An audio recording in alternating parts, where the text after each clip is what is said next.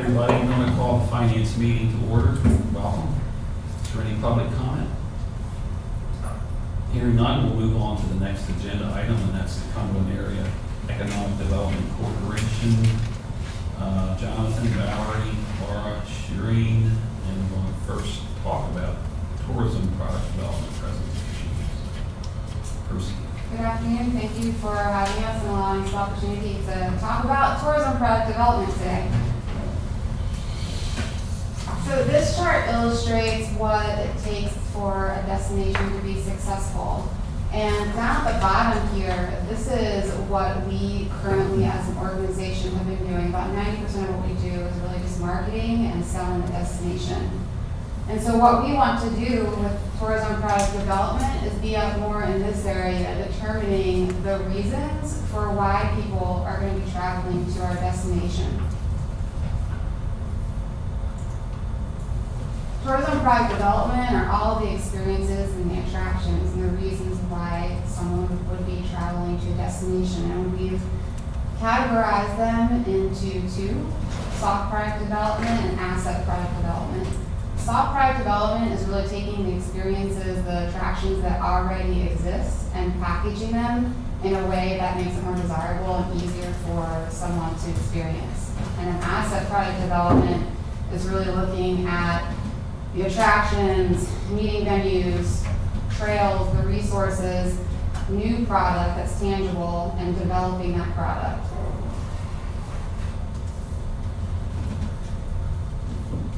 Our goals for tourism product development, there's 4 of them.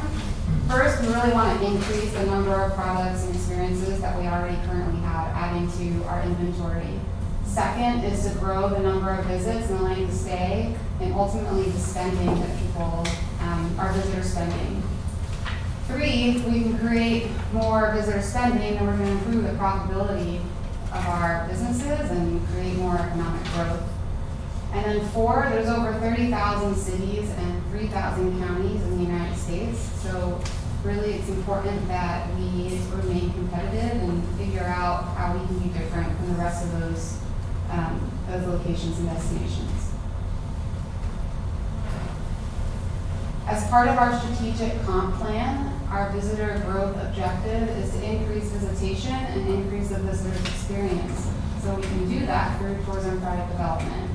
We also just want to point out that our organization is unique in the makeup, the fact that it has economic development and tourism under the same office.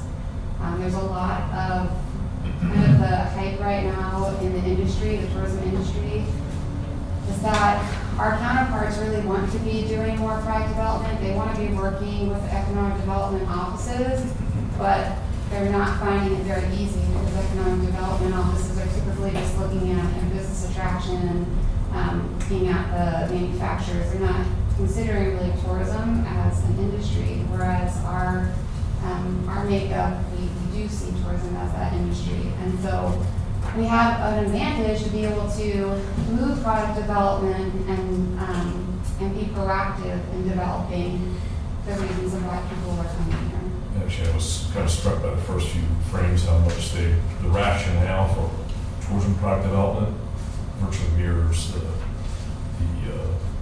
you could say the same thing for enterprise development. Mm-hmm. Exactly the same justifications. And so since we have our economic development arm, we have the ability to be able to do loans and financing and help through items like through our rep to be able to help develop. And so we've identified 5 strategies to be able to take that active role in developing tourism products. First is identifying and assisting in development opportunities. And that could just be as being in an advisory role, or it could be actually helping to move something forward. Second, offering our financial incentives through grants and loans, which we already currently do. 3, taking existing products and services and packaging, that's that soft product development.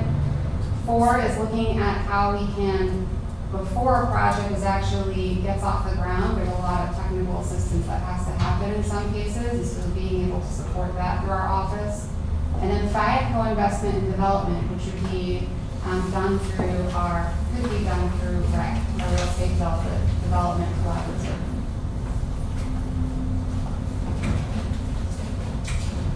We've identified 5 criteria that every project needs to meet at a minimum. First and foremost, the most important is that it needs to increase or retain visitation or the visitor's experience. Secondly, the tourism sector needs to support it, and it can't create an unfair disadvantage to any of our businesses, our tourism businesses that are already here.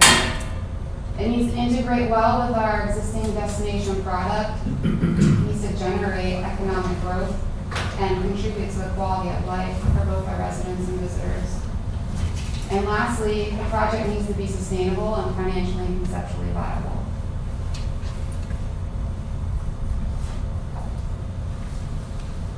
The next 2 slides, I'm going to give you a little bit more detail on soft product development and asset product development. So there's 3 things that fall under soft product development. Events that could be expanded to create overnight stays.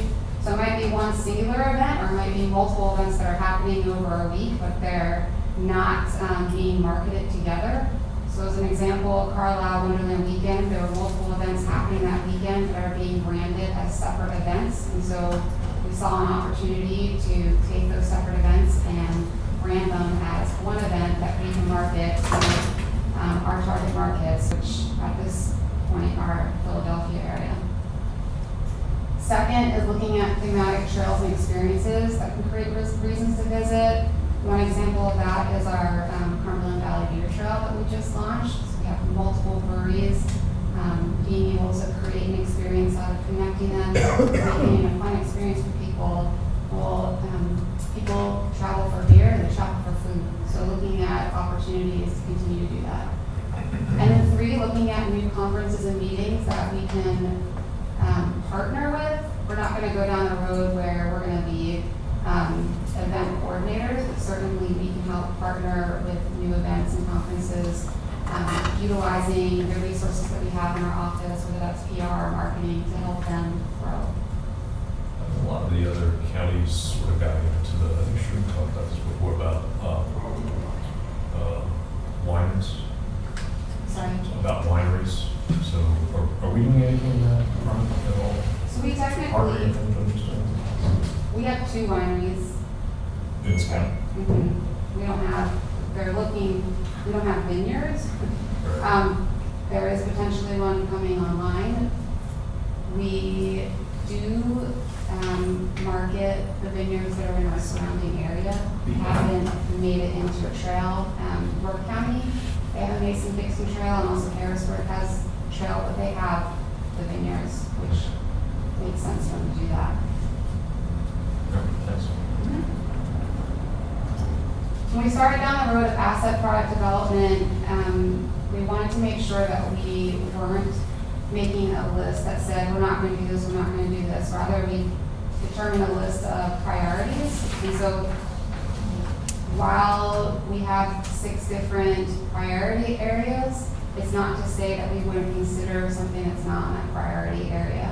So looking at facilities, the meeting venue and sports complex, that came out of our destination sales analysis that we conducted last year, saying that we have the opportunity to have a sports complex, we have the opportunity to have a meeting venue that would 400 to 500 people.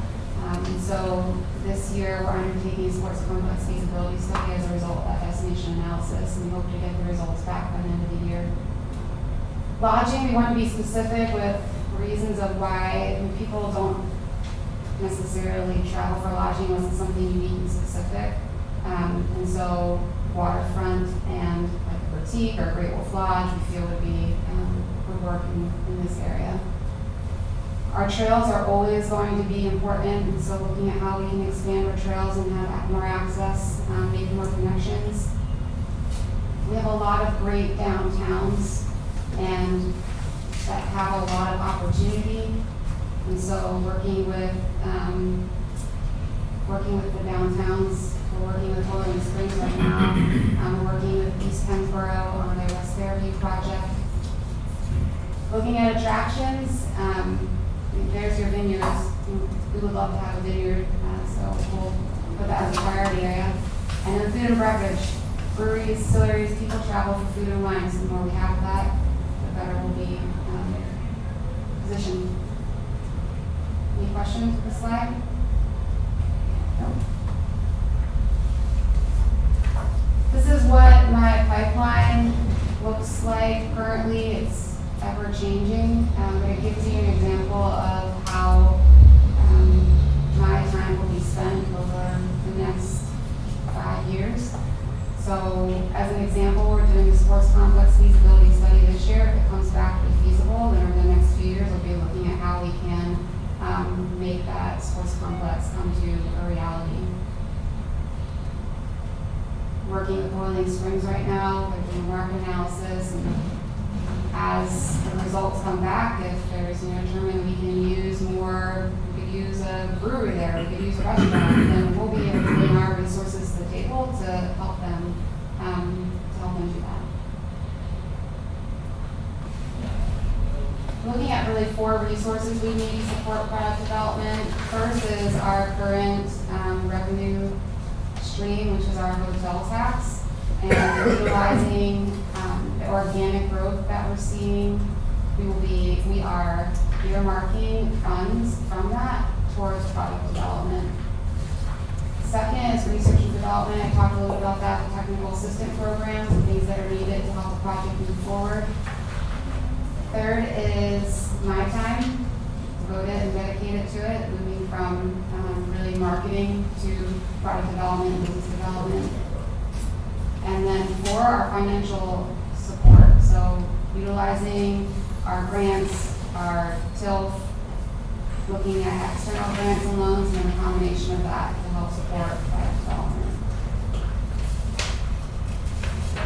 And lastly, product development life cycle. The more that we're investing in product, the more it's going to increase jobs, which will ultimately increase our tax base, increase visitors, and then it'll increase our hotel revenues. The more hotel revenue we have, the more we'll be able to put back in the product, and the cycle will continue. That's product development. Any questions? I have one, Valley. This is all really good, and you've included a lot of things. I mean, the West Fairview waterfront, that's a big opportunity. We could go on and on. There's one thing, though, I noticed that's not in here that I thought would be in here, as far as one of our attractions is our farmland. I know we have a beer trail that works. Maybe at some point, with our preserved farms, we could have a farm trip. Something to throw out there. It's a big asset here in the county. Yeah. Really, that's my only thing that I think is missing in here. But everything else is Great. very well thought out. This is very good.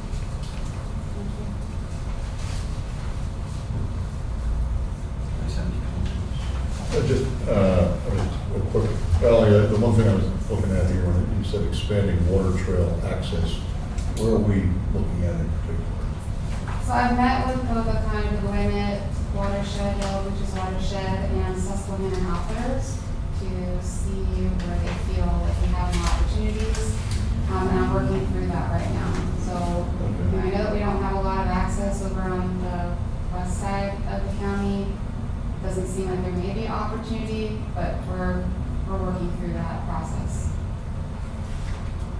And I think in terms of right of way, I think in East Spencer Township, at least my hometown, I think we have more access to the Cumberland, right of way along the Cumberland there than any other municipality along the Cumberland. I was working with East Pembroke on that, and they said exactly what you just said, and they suggested that we do go and look at other, really at the other municipalities and see, because they feel like they have great access right now. So they echoed that too. So you're referring to access that's not currently on the water trail, it's not marked? You're saying there's access available? Yeah, we have right of way pretty much along much of the town with it, in East Spencer. And interestingly, it's, We got our neighbor here, Hampton Township. Yeah, I was just going to add, if you don't mind. Hampton Township, back several months ago, took possession of a property donated to us by someone right on the creek, right off of Good Hope Road, in front of the Indian Creek development. And the plan for that is to have access to the creek. It's going to be largely, not a playground kind of area, but specifically for access to the creek. Is that right next to the bridge? I was wondering what was happening there. So it's gonna be creek access? Yeah, it just leveled it off now, but as we generate some dollars, maybe get some grant money at some point, have plans to do that. Yeah, I'd love to talk to you guys about that. That's good. More places to kayak. Hmm? More places for me to kayak. Yeah, more access. We're going to follow the Turnpike Authority and start tolling it. That's all right. Only for non-Hampton residents, though. Yep. This is good. It seems like you've got a lot of things covered here. So I noticed in here you talked about, perfect day for a water park, right? So where are we thinking water park? Do you have a location? I think, we put that on there. We think that we would Good time to be, be talking about it. we think it would be a great location for that. And so, now that it's on a list and we're moving forward with product development, it's now the question of going and meeting with Great Wolf Lodge and seeing if they've considered our area as a location. So just being more proactive of trying to get some of those attractions in. I don't have a location, but I'm sure we can find something. Parking. And then as far as the sports complex, this has been kicked around for a while. Different areas, folks have looked at different areas. Have we heard anything lately with respect to interest by developers? So we are currently conducting a sports complex feasibility study, and we are through that talking to a lot of people within the industry. And so there are locations that have been identified, but first we need to figure out, can we support, regardless of location, can we support a complex? And I think once we get that determined, then we'll look more closely at locations. Well, I think there's a lot of opportunity there, especially in terms of boosting tourism. Something along those lines would be a tremendous asset, I think, for the area. And again, it comes down to our location as to why we would be an attractive venue for that. There is a place in Carlisle, back by Newbury Bowling. You guys have heard of the Keystone Aquatic Center. It's a aquatic center that there's like 23 or 27 lanes, but they're building it out to be competitive enough to get people like Michael Phelps to come. And that will definitely create a boost in the economy, getting all those teams here. School teams. Well, thanks very much for that. Appreciate it. Thank you. Any other comments, anybody? Any other comments, Terry? Anybody? Thank you. Next is funding requests. I'm up. Yes, sir. All right. Well, thanks for your time today. Before I go into the PowerPoint that we have some guests with us who I also wanted to introduce. As all three of you know, being part of the KDIC board, over the last year or so, we've seen the need in the community to really focus on military efforts. We have 3 military installations. They provided a huge, significant economic impact to our community with jobs and kind of the ripple effect that has here for us as a military community. In addition, as the economy has started to come back to shape and unemployment, month over month has seen decreases in those looking in the marketplace for employment. workforce had, really become a focal point for economic development. My 5 years being here, year 1, 2, and 3, I don't think we ever really talked about workforce really being a challenge. In the last 2 or 3 years, as we receive requests for site selection or even talking to our existing employers, the conversation comes back pretty quickly to workforce and making sure that we have a skilled workforce to meet the business demands of existing businesses and businesses that are looking in the area. So on the military front, we do have 2 members of our local defense group here with us today. We have Bill Delasani, who's our commissioner and oversees the Carlisle Barracks and Army War College, and about Beanstalk with us here as well from Hampton Township. And he's the co-chair of our subcommittee group for the local defense group. Publicly, I'd like to thank both of them. They've been extremely helpful, for our efforts in a volunteer capacity, knowing how important this issue has been to us, but more importantly to our community and the residents. On the workforce side, we have 2 key partners with us here today. We have Dr. Fred Witham, who's superintendent of CV schools, and Fred's just been awesome. To get a superintendent to be as engaged as he is very hard to come by. I know he and Laura were involved all this past week, and Fred said to me before coming in, thanks for loaning Laura out to our organization. And I said, well, next week I'll send him her pay sheet and you can pick that up for us. But it's been a great partnership with CV schools, and we're not going to stop at CV. We really want to make this countywide. We have 8 other school districts that are extremely important to us, but we wanted to start small, start with a pilot, get it right, and then be able to go out to our other school districts as well, in addition to Cumberland, Perryville Tech. We also have Chris Reeling here with us as well, from Ames True Temper. And Ames, if you hadn't heard, has been in the news recently. They were just down at the White House Monday. Representing Pennsylvania for Made America. Representing Pennsylvania.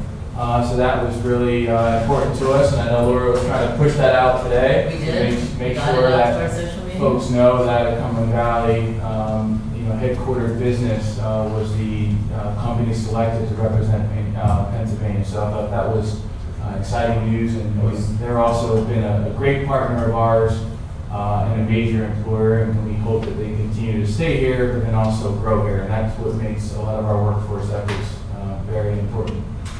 So just kind of getting into this a little bit, as you guys know, in 2015, we did our strategic plan and K focus areas, so everything that we do now really has to tie back to the plan. So we always start off presentations with where does our efforts really fit back into our plan. And so as you can see, business retention and expansion is a big part of our comprehensive plan. Over the last 1.5 to 2 years, Laura has been really working hard to get some labor and industry data analysis. We worked with the WIB, we worked with employers. So we wanted to make sure that we were getting numbers from labor and industry, from the Workforce Investment Board, but most importantly that we were also meeting with employers and really understanding what were their needs on the ground. Secondly, we really wanted to create a retention program, and so we spent a lot of time thinking about what's the best way to do that. And the Pathways program is what we think is going to be something that we can collectively work on that's going to be achievable and have real results. And so, again, we started very small, but we're looking at the K through 12 level, we're looking at the technical school piece, and then we're looking at the community college piece as well. And then thirdly, in our plan is military retention and recruitment. So starting on the military side first, the local defense group was formed in 2014. We're one of about 6 local defense groups throughout the Commonwealth. Our efforts are really to support the efforts at the 3 installations in our region, which includes Carlisle Barracks, NSA Mechanicsburg, and DLA Distribution. The objectives of the local defense group, of course, is to protect and expand the military value, capacity, and capability of the missions conducted at each installation. So one of the things that we have spent the last couple of years on is really understanding from each installation, what are their future plans, what missions do they currently have at installations, and how do we as a community outside the gate best support those applications, those missions, I'm sorry. And that's something that we hadn't done in the past. We really didn't know, at least from our office, we didn't know what was happening inside the gate. Now we have a better, clearer understanding. We meet with each installation on an annual basis, in addition to trips that we take down to Washington to talk to folks at the Pentagon.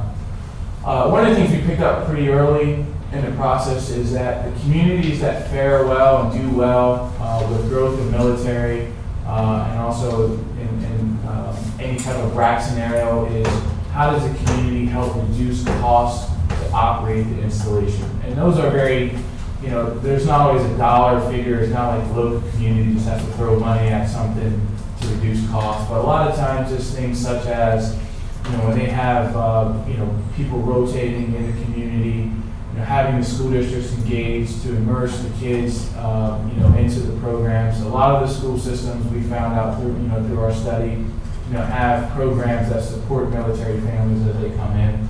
A lot of the townships, I know Hampton Township does a good job at it, but they work with the local installation on anything from fire, police protection, coordination, all of those things that as it relates to inside the gate really do come as a value add. So why is our efforts important? First and foremost for us, the jobs and the economic impact. So we had a study done last year that revealed that there's about 11,000 family-sustaining jobs in our region as a result of our 3 military installations. The return on that investment is about $1 billion back into our local economy, and that's through payroll, that's through local contracts, that's through folks spending money in our community. APEC here in Carlisle has an annual economic impact of about $24 million and draws about 185,000 visitors to the facility on an annual basis. The Army War College hosts about 400 students per year.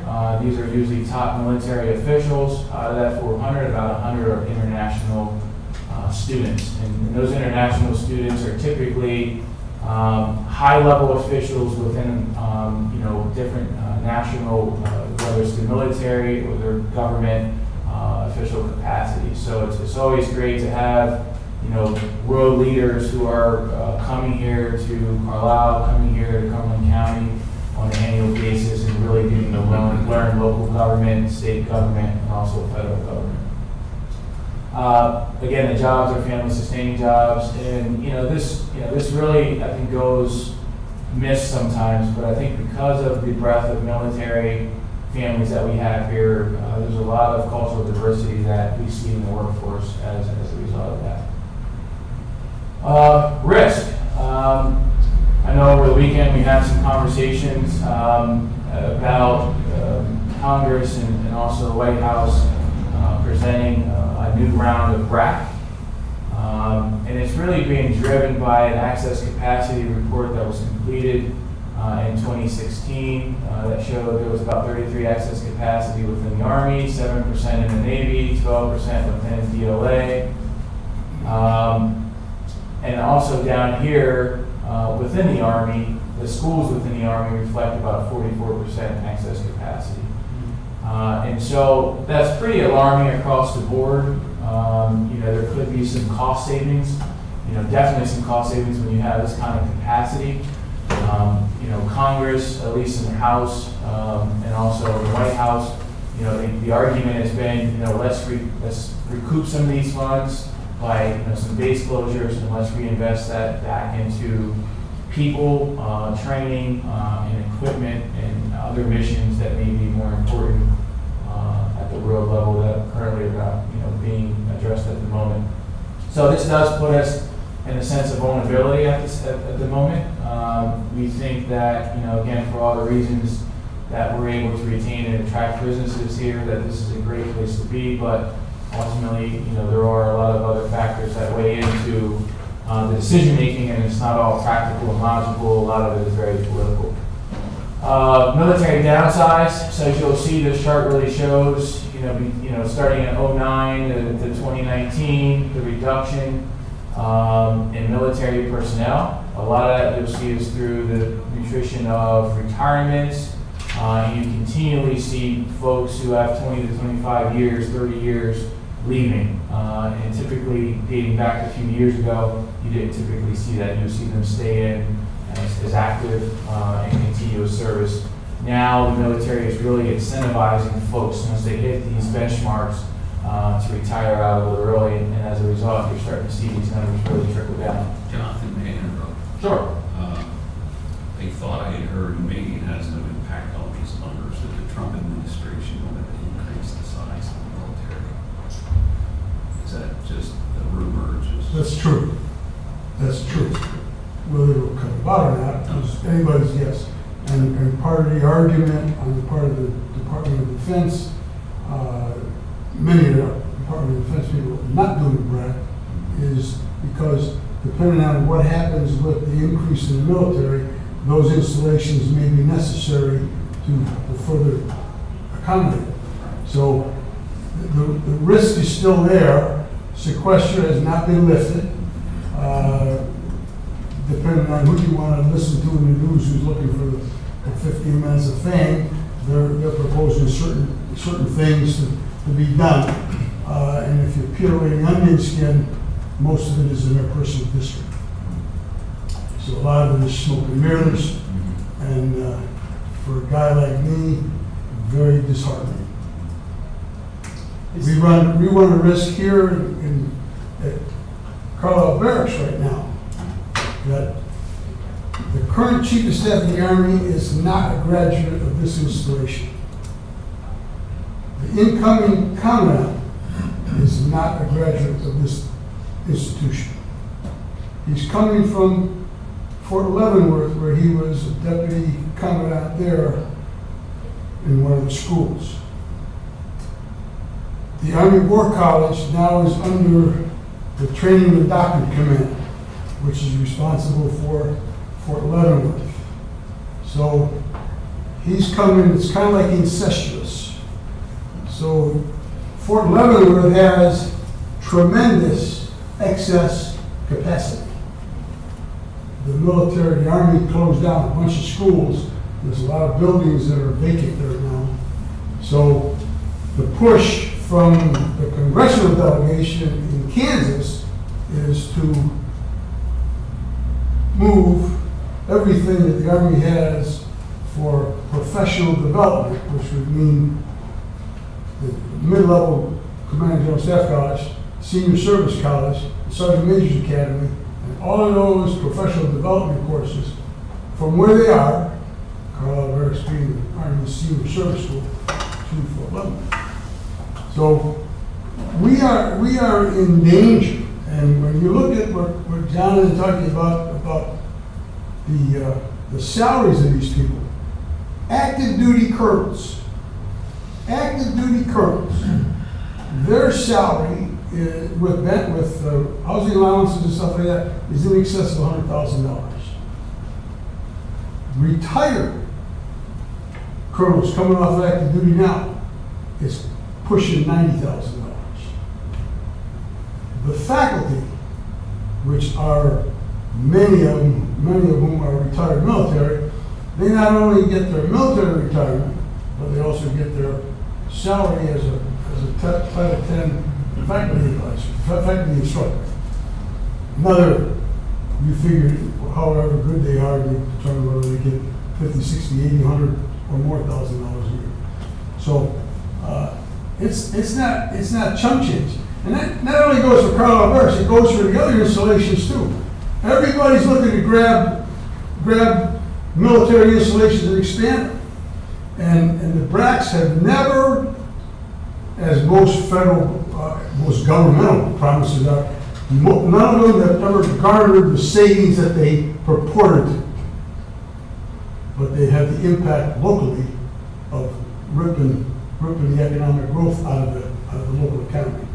So we got some work to do, and the goodness of the BRAC is there's rules. Without the BRAC, the military can chip away 300 spaces at a time and just inform Congress. They don't have to say Mother May I. Beyond that, they got to say Mother May I. So there's danger here, and the state is is negligent in Delasanti's opinion, I'll make that clear. They're negligent. They cannot set priorities. Everything is a priority. How can anybody in their right mind do a spending bill and then figure out how we're gonna pay for it later? None of us in this room would do that in their personal life. None of us would do that, but they do it. And everybody's got a priority. So, we lost the Philadelphia Naval Guard many, many moons ago when a guy by the name of Randall was the mayor of Philadelphia. He understood acutely what the problem was, because he got his butt ripped off when they closed down the Navy Yard. Never more to be gained. So if we lose them, if we can't look down the road, the legislature can't look down the road 5, 10, 15, 20 years, we're up the creek without a paddle. We probably don't even have a canoe.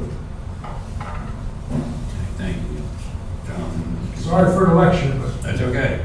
Really quick. Is Senator McCain pushing the BRAC? Is he a proponent of the BRAC? Yeah, it's been a component. depends on which day of the week it is. I think he is. But yeah, I mean, historically, he has been in favor of a BRAC, you know, and politically, I mean, he sits on the armed forces and is the chair. So ideally, do you think any Arizona bases will be in play? Probably not. And one of the challenges we have in Pennsylvania is we don't have anybody in a leadership position as it relates to any military committee within Congress. And that's one of the challenges that we have at a statewide level. Closest thing we got to carrying water for us is Dent. I'm sorry. Dent. Okay. And that's just because we want appropriation. Gotcha. Thank you. Competition versus other defense communities, and I think Neil kind of touched on this a little bit. So you'll see in 2015-16 funding was about $400,000, then it jumped up to almost close to $800,000, and then this past fiscal year it jumped down again. And so, you know, one of the concerns that we have at the local level is the inconsistency in funding, which directly correlates to our efforts. And so, you know, we're already a strained group trying to do as much as we can with the little bit of dollars that we do receive. And the news that we got of this decrease in you know, in this fiscal year even makes that more challenging for us, and you know, this makes us have to even prioritize a little harder in our efforts, which you know, as Neil said, down the road could come back and really have negative impacts on what we're allowed to do. You'll see in other states, and this is what. So the 550,000 was in the budget that was approved of? Correct, yes, yeah. And that was an increase, the House had it in around 450 or so. We worked really hard on the Senate side, along with the commissioners, to try to get it up as much as we could. So we were able to get it up here. And just as a point of reference, the governor had it in his budget, just north of $800,000. So, yeah, so it was a significant cut. We had worked really hard with the governor's office to get that number up high, and House and Senate, you know, kind of blew that out of the water a little bit. And what we're really up against, and Neil really touched on this in Kansas and other areas, is that, you know, some other states surrounding us in Texas and Massachusetts, Maryland, you know, they're putting a lot of money into base preservation. They're putting a lot of money into capital improvements, infrastructure, those kind of things. State of Pennsylvania, as much as I'm aware of, when I went back and looked, and I don't know if you know anything, but it's been $0. $0 has been put into the infrastructure in and around any of our installations in the state of Pennsylvania. And that's a really eye opener as it relates to, you know, where we stand. When we go and we have conversations in DC, this comes up. You know, here's what other states are doing. Here's what Maryland is doing. Pennsylvania, you know, we're not doing a whole lot. So that's a challenge that we have at the state level. Planning for financial support last year, and I'd like to thank the commissioners for supporting our efforts through a contribution of $50,000. We wanted to report back on some of our achievements that we had over the last year. Last year was a big year for us in completing a military value assessment, which really laid the framework for us for, you know, our future efforts and kind of business plan, if you so to speak, moving forward. We did a lot of advocacy down in DC and at the Pentagon. We were able to launch an exit 48-49 study near the Army Heritage Education Center and also near Carlisle Barracks. And this will also have great impact on other economic development in and around the study area. Touched on some of these already. Public awareness. So we're always looking for good PR opportunities, marketing opportunities to make the general public aware and educate them on the value that the military has here locally, but also externally in DC. We make sure that we do a good job of showing the community value that we bring, mostly due to our transportation network and location. 2017-18 goals and objectives. This really came out of our strategic positioning plan. Continue to focus on community cooperation, and I'll explain that a little bit more. Workforce development and education, making sure we have a skilled workforce to be able to support the installations, and then infrastructure, utilities, and services.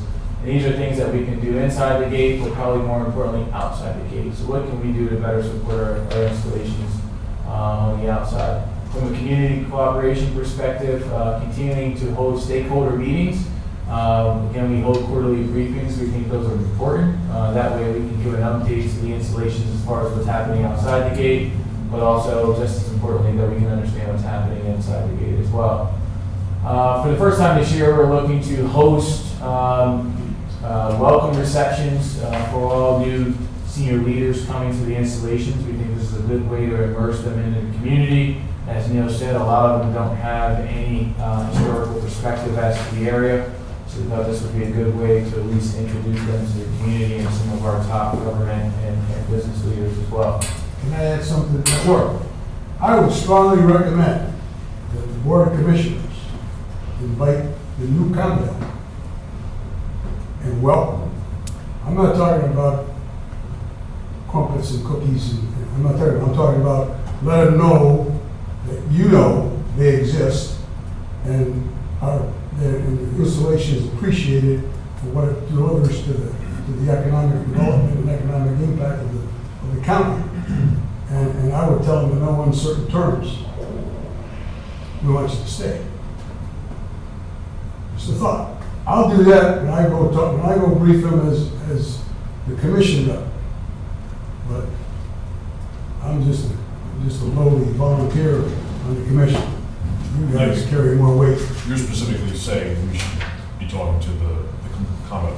I would invite the commandant here. So we're talking about just the barracks being singled out for some special. As a minimum, the barracks, I would tell you, you'll get mileage out of going and doing the same thing with the commander of the Navy Support Activity and DLA.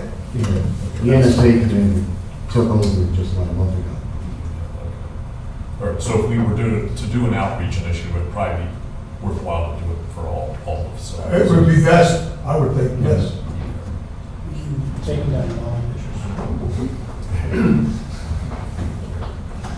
I think that's a good suggestion. It is, And that, Courtesy. Criticism I have of the state, the past governors, all of them, regardless of what their party affiliation is, they can do that.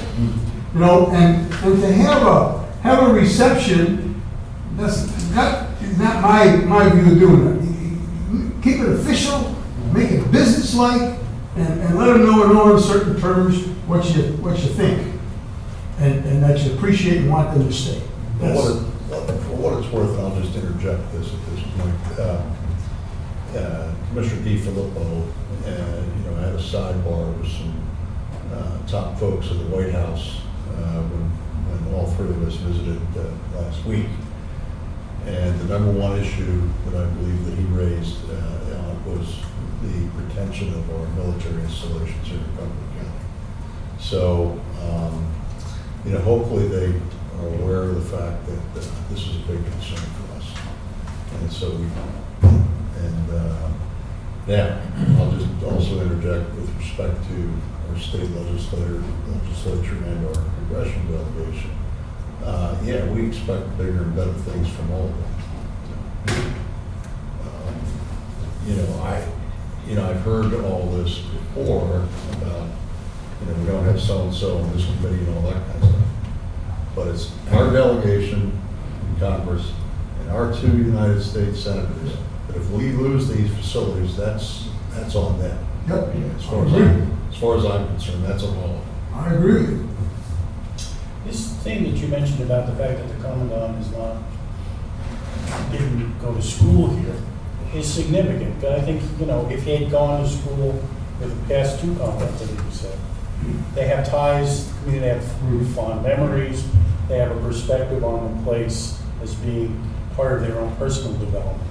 So I think the fact that your new commandant doesn't have that same connection means we probably have to work a little harder. I think that's significant. You'll hear them say, "No, we're objective," and I say, "Horseshit." Excuse my French.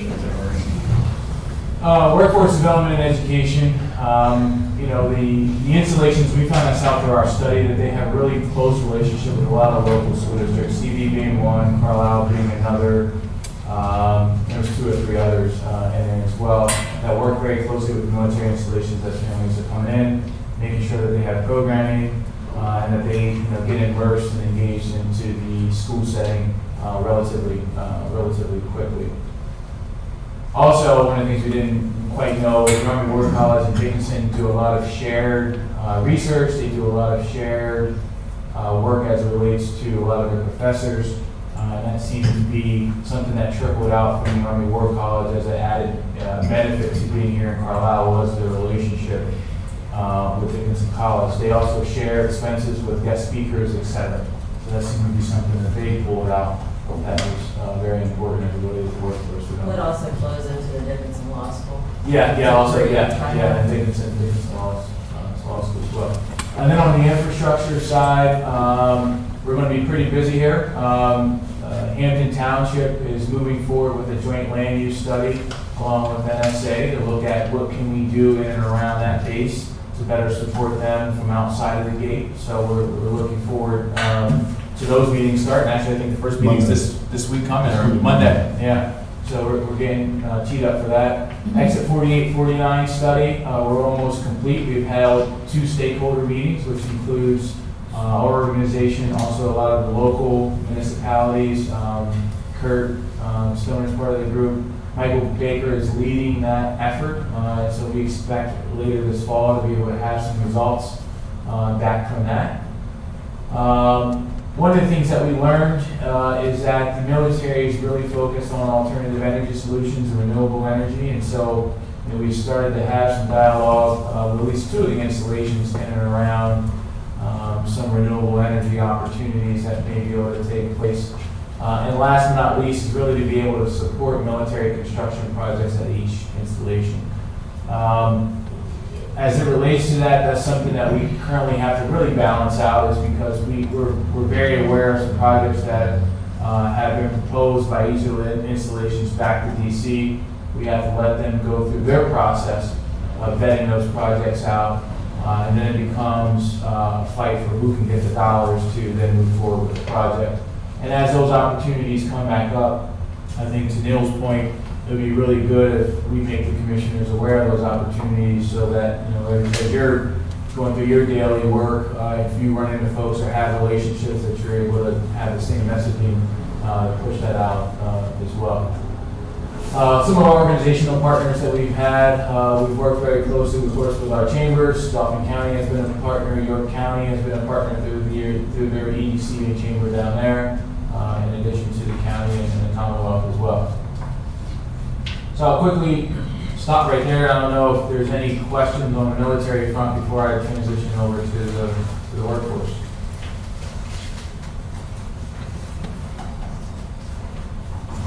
All right.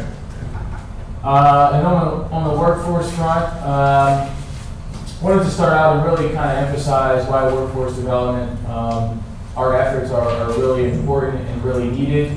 So we have a very quick video that we showed at our board meeting yesterday, and I think Gary asked of us if we could add that to. How do we do this now? Just pull out that door. You should be able to stop this thing. Technology. Yeah, Dutch, man, fine, paper. Is there a volume? Touch the edge. Jim can't hear. Education is core to our economy. But in order to guide our educational systems and maximize future income, we must understand the misalignment between education and our money. In my pursuit of higher education, I have earned 2 bachelor's degrees, 2 master's degrees, and am working on a PhD. In total, this has cost me over $150,000. I've done all this because I believe formal education is important. Part of this belief came from seeing charts like this, presenting a correlation between higher degrees and higher income, showing on average that a person with a college degree earns far more money than the average person without a high school diploma. This perceived higher earnings for having a 4-year degree has fueled a college-for-all philosophy, causing educators and parents to encourage going to the university, any university, to major in anything in pursuit of future job security, social mobility, and financial prosperity. This philosophy has increased college enrollment, resulting in 66% of high school graduates in this country enrolling in higher education right after high school. That's 2 out of 3. Initially, they are deemed the successful ones, but what you won't see advertised is the reality that most drop out, and only a quarter of those that enroll will finish a bachelor's degree. Only after these few graduate do many of them start exploring careers. It is here that they discover that their degree may not have prepared them for the world of work. You may be well educated, but not every degree is direct preparation for employment. This misalignment between degrees and job skills causes half of university graduates to be underemployed in what are called gray-collar jobs, taking positions that do not require the education they have received at a cost that is more than they can afford. Conventional wisdom suggests that a university degree guarantees a higher salary, but with rising education costs, a shrinking job market, and the oversaturation of some academic majors in the workforce, this old advice is now a myth for a majority of students. The economy and the world have dramatically changed. Over the last 3 generations, we've gone from 13% of the population stepping into a college classroom to 60% attending some form of higher education. In 1960, when taking into account all jobs in the American economy, 20% required a 4-year degree or higher, 20% were technical jobs requiring skilled training, and 60% were classified as unskilled. But what's the right percentage to meet the labor market demand for tomorrow? In 2018, Harvard University predicts only 33% of all jobs will require a 4-year degree or more, while the overwhelming majority will be middle-skilled jobs, requiring technical skills and training at the credential or associate degree level. A 4-year degree may have many benefits, but think about the people you know who, from an economic perspective, inefficiently spend time and money to get a degree that perhaps they didn't really need for the career they are in. The true ratio of jobs in our economy is 1 to 7. For every occupation that requires a master's degree or more, 2 professional jobs require a university degree, and there are over half a dozen jobs requiring a 1-year certificate or a 2-year degree. And each of these technicians are in very high-skilled areas that are in great demand. This ratio is fundamental to all industries. It was the same in 1950, the same in 1990, and will be the same in 2030. The hope for encouraging university education is that as the number of university-trained workers increases, the demand for their services in the workplace will increase as well. Unfortunately, this is not so. The whole pie may get bigger as the labor force and the economy grows, but the ratio will not change. The reality is, there will not be more professional jobs available within the labor market, and some professional jobs have been replaced by technology, or are being outsourced. Well-intentioned attempts to send more and more students straight to the university will not change the types of jobs that dominate our economy, nor will a college-for-all mentality mask these labor market realities.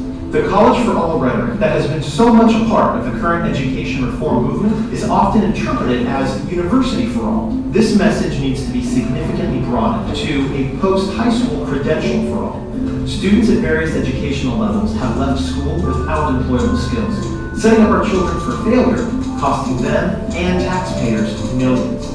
All while the labor market is desperate for highly trained, skilled technicians. So how do you position yourself for high-wage, in-demand jobs? Let's say you're considering a career as either an electrician or a business manager. You would find that the average annual income for electricians is $51,000, only about half of the $105,000 average wage for management occupations. So at first glance, it looks as if getting a bachelor's degree in business is a no-brainer. But adding skills and ability into the picture adds a whole new dynamic. What if you have the potential to become an excellent electrician, but lack the skills and ability to be an excellent manager? Then you should be looking at projected incomes towards the bottom of the pay scale for managers and towards the top for electricians. You would then discover that electricians near the top of the pay scale make around $86,000, far higher than the income of a manager near the bottom of the pay scale at $52,000. Now this is just one example, but the concept is true throughout all industries. The claim that you will make more money with an increased amount of education is not necessarily inaccurate, it's just incomplete. That advice is based just on the averages, but no one is perfectly average. Everyone has unique skills, talents, and interests. In fact, the income for the top individuals in a wide variety of skilled jobs that require an industry credential or 2-year degree is far higher than the average income for many occupations that require a 4-year degree. Nationally, associate degree earners range between $27,000 and $68,000, while bachelor's recipients earn between $34,000 and $97,000. But this data only accounts for the 25th to the 75th percentile of full-time adult workers. This means that 25% of associate degree holders earn more than $68,000 annually, and 25% of bachelor's degree holders earn less than $34,000. Our world has changed, and in this new economy, the university degree is no longer the guaranteed path towards financial success as it was for previous generations. And even if you do earn one, that education alone may not be enough. In today's highly technical, knowledge-based economy, having hands-on skills and perfecting what you're good at can be more valuable than getting a degree in something simply to get one. Employers want to know what you can do and what you can do well, not just what degree hangs on your wall. Since new and emerging occupations in every industry now require a combination of academic knowledge and technical ability, we need to ensure that we're also guiding students towards careers and not just a university. So before enrolling in classes or deciding what you're going to do next in your life, step 1 is self-exploration. In addition to your interests, really analyze your talents and strengths. Step 2 is career exploration. Understand the jobs available, the income ranges they pay, and evaluate the skills they require. Identifying an area that appeals to your interests, skills, and the labor market may be your first career.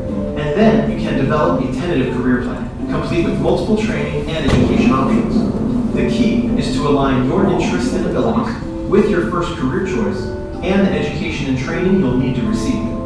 This alignment will help bring your future into focus and ensure your position at the top of the pay scale in your chosen career.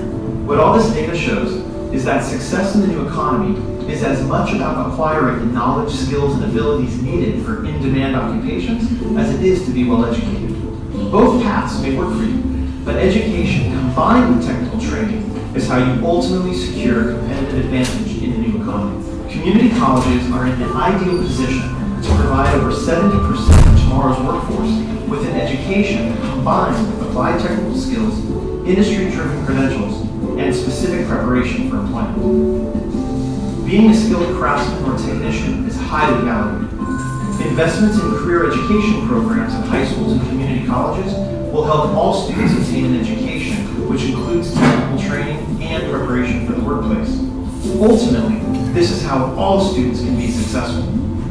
In the new economy, both education and technical skills are the new currency. Will you be ready?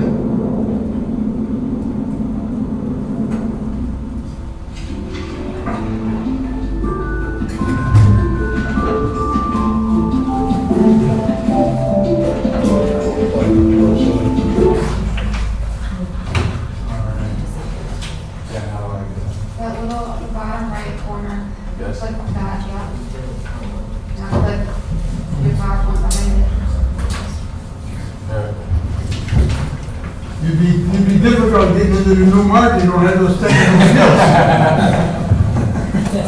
I didn't learn them. Keep your job. I'm with you. Ladies and gentlemen, two of the commissioners have to take off like now. Okay. I have to go in a very few minutes. Could wrap it up pretty quickly. Yeah. Yeah. I don't mean to rush, but No problem.